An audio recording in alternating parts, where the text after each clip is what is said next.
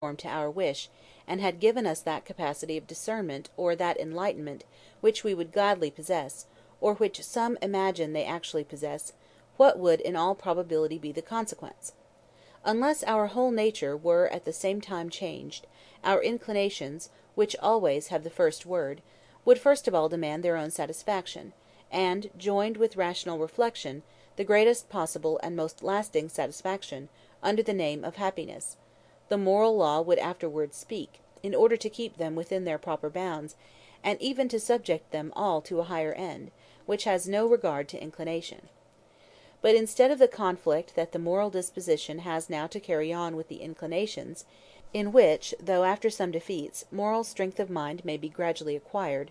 God and eternity with their awful majesty would stand unceasingly before our eyes; for what we can prove perfectly is to us as certain as that of which we are assured by the sight of our eyes.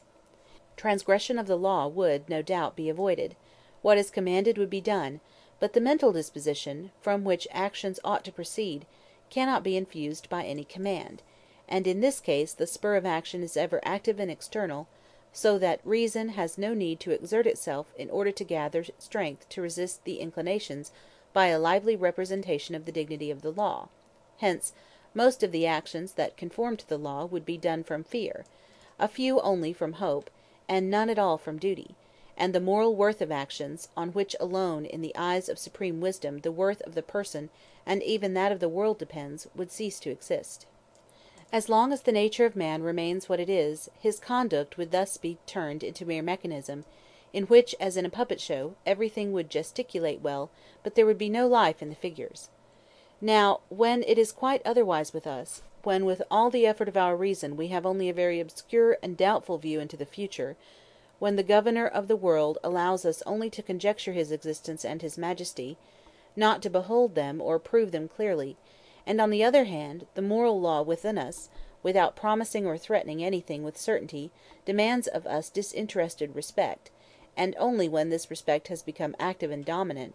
does it allow us by means of its prospect into the world of the supersensible, and then only with weak glances;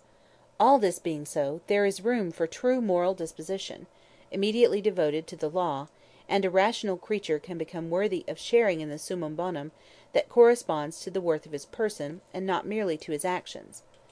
Thus what the study of nature and of man teaches us sufficiently elsewhere may well be true here also, that the unsearchable wisdom by which we exist is not less worthy of admiration in what it has denied than in what it has granted.